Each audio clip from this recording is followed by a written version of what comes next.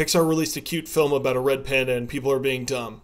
Let's talk about it. Turning Red came out this weekend from director Domee Shi and is this fun story semi-based on the director's experiences in her youth, specifically awkward teenage years and an overbearing mom. The film is set in Toronto in the year 2002 and has a lot of nostalgia for that time period. Yes, kids are calling it a period piece. You're old now, catch up.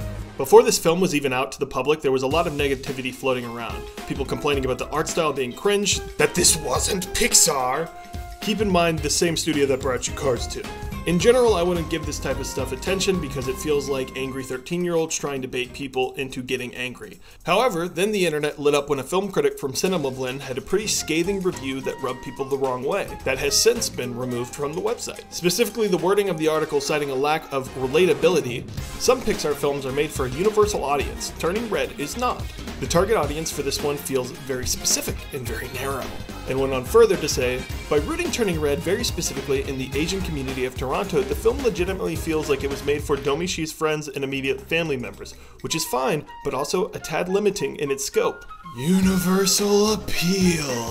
While this review at best is ignorant in the way it's written, it still felt baffling to mention a limiting scope as it feels arbitrary. Pixar, the Universal Studio and their broad stories like Owen Wilson as a talking car, a Scottish girl's mom turning into a bear, and Owen Wilson as a talking car 2 more times. Ultimately, this whole hubbub on this review did feel a little odd to me, as this and the animation style gave it the label of controversial, but in actuality, the film is doing incredibly well critically. Like every time this is brought up as if there's an equal emotion of hate to love this film is getting, which I'll touch on that later. But if you'll allow me to put on my conspiracy hat for a moment, it did seem odd that the news came out the same day that Disney was backing the Don't Say Gay bill, that this bad article felt like it was getting talked about more. Like some one mean guy was more important to dunk on than the most influential company in media overtly saying, "Don't you hate it when the gay people do the thing? But not my hill, not my mole." In general, Turning Red was slapped with the label of controversial. Depending on which sides of the internet on, you'd get the article I mentioned, but others received Pixar's horniest film as the main controversy. Which I don't really want to get into that, mostly because this is a lot of angry people, you can easily guess who, that don't want any talk of periods or their children to know about that. But if there was anyone who paid a lick of attention to Pixar's start, the studio was literally made because they wanted to animate 3D boobs. I only bring this up because it led to certain types of people being mad at talks about menstruation at all, and people think that's for the devil or whatever. I don't really want to spend time on that because I think this is a small group of people that are going to be bad about virtually anything. But all of this is just laying the scene for what I wanted to get to. Shafrelis' review on Turning Red. But quickly before getting to that, I have some quick thoughts on the film and YouTubers in general. Personally, I really love Turning Red. It feels like a love letter to the weird times of being a teenager in a very unique way. I saw a decent amount of people mention the premise was a period metaphor, but it very much feels like a film about the weirdness of puberty rather than solely periods. Kids do embarrassing stuff, like labeling themselves as the Prince of Darkness on Facebook. You know, hypothetically speaking. Why is he like this? The central message basically being that meme, do not kill the part of you that is cringe. Kill the part of you that cringes. Is a really important lesson for kids that is really well done. 8 out of 10.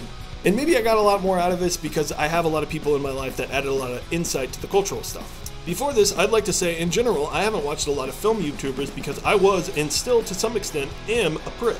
The whole reason I got into movie reviewing was because I saw people like Stuckman Johns in Black Nerd Comedy reviewing films and me thinking, I do that.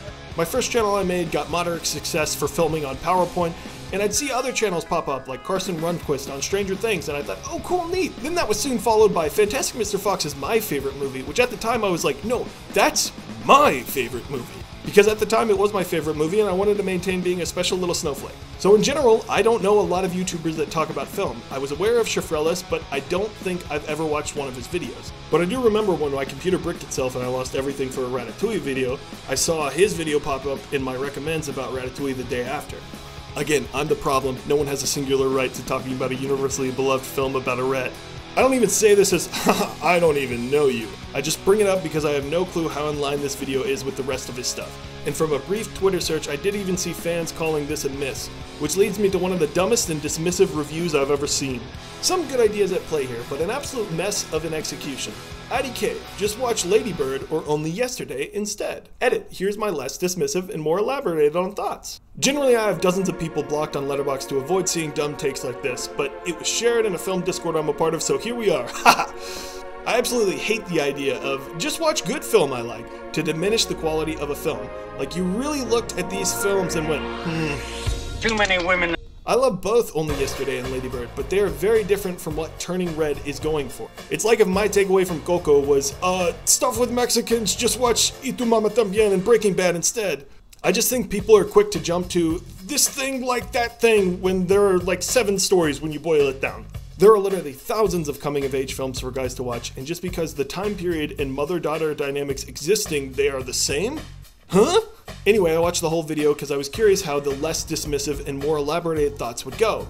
Typically, I'd stay away from YouTuber is wrong style videos, even though there's a couple of times I've thought about it. And just to get it out of the way, I don't think any of this is malicious in this video, on top of him going out of his way to recognize other opinions. At the end of the day, preferences or whatever, got it good. Give me one. In general, I just found this to be an incredibly predictable and formulaic film. Again, personally, I really hate this as a type of criticism because I think it is used flippantly to justify your feelings. Like the movie has to lay the groundwork for a conclusion to happen. That's how movies work. You're not some megamind because you predicted an ending, it didn't give you an M. Night Shyamalan level twist. Literally no one would have seen coming. Give me one. Like they briefly touch on generational trauma here, 4 months after Encanto released, and explore the topic with much more depth. Saying, well, Encanto did generational trauma better is one of the funniest statements I've seen. Like, yep, only one movie on this very ubiquitous thing that is very different from culture to culture. To me, as soon as you bring in a different culture for the same theme a movie has, it is vastly different. Give me one. But Only Yesterday already talked about this topic and did it in a more grounded and far less immature way. This is again something that grinds my gears. Only Yesterday is the definitive talking about periods movie. Why did anyone ever write a superhero if it was worse than Superman? Why did Scorsese make a mafia movie after Godfather? Clearly we only need one film in each category unless it's better. I know he clarifies on this topic, but Only Yesterday is a self-reflection on the teenage years in your own now adult age. Turning Red is a more farcical look at puberty in general as a kid. Give me one. I racked my brain trying to figure out why this movie wasn't really working for me when something like Luca did. And I think it's because with Luca, there were clear stakes. She's super popular now because she's a panda. So I guess now there's no stakes, other than hiding the fact that she's being a panda for profit from her mother. Luca and stakes. I find this argument to be pretty bad, as the central conflict is not about hiding her panda like Luca at all, but instead getting to the concert and avoiding her mom finding it out. These are stakes that very apparently exist in this film, which they establish in the very beginning when her mom embarrasses her for stuff in her journal. This is to set the impact of actions. To compare it to Luca, equating it lacking stakes feels bizarre. This film is focused on the idea of parents not understanding their kids and coming into your own identity separate from your family. How did her mother not find out about that for so long? She's so snoopy. Like, how did she not? And to the point of the mom finding out, A, this is in fact a movie, B, a mother can be trusting to a certain degree if May kind of hasn't shown a reason to not be trusted. Give me one. I also think it's kind of weird how none of the other kids besides May's friends like her unless she's a panda. This is just dumb. May's friends are clearly a weirder bunch, not the popular kids. Kids are shallow and love animals. If I could magically turn into a fluffy animal in middle school, I'm sure it would bring my popularity up. Give me one. Another thing I really didn't like in this was the mother character and how cartoonishly overbearing she was. I'm sorry, this woman is a lunatic with absolutely no self-awareness, and I couldn't get invested in May's embarrassment in that scene because it just felt so detached from reality. Again, a point Sherfellis later acknowledges, mother dynamics can be really weird like this sometimes. There's plenty of moms I know that would call out a gas station worker if they thought their daughter was hitting on them. But even if we don't see that, this is the central conflict at stakes. May is masking to appease her mom and doesn't feel like she can truly be herself, which is imperative to understand for the conclusion. Give me one. When she lurks outside a school window to give May her pads, instead of just buzzing in and giving them to the front office like a normal fucking person. But this is preposterous. I had like made some potential new friends, and then one of them goes, who's that lady hiding behind the tree? And then I look, and it's my mom wearing a pair of sunglasses. Preposterous. Give me one. This movie is so aggressively cartoonish, which is a good thing for the comedy, but not when attempted comedy completely overshadows reality. Take a look at something like Mitchells vs. the Machines, which is another aggressively cartoonish movie. But the emotional moments in this movie hit because they're more realistic. This is actually a really interesting comparison, because I think the Mitchells vs. the Machines and Turning Red do actually bear a good comparison in that they are able to have bonkers comedy in really resonative emotional moments, but differ in being about a daughter who already knows who she is and compromising with her father, versus a daughter standing up for who she is to her mother. To say Turning Red's emotional moments don't feel grounded really feels dismissive for what they're actually doing.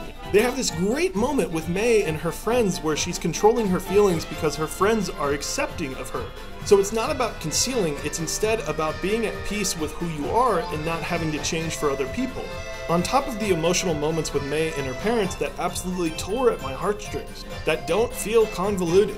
Specifically with the mom, it makes this moment with May's friends that much more impactful when you think May's mom didn't have a support group like this when she was younger. Give me one. And the mom's whole journey throughout the movie is just so predictable as well. Again, just because something is obviously going to happen doesn't make it bad.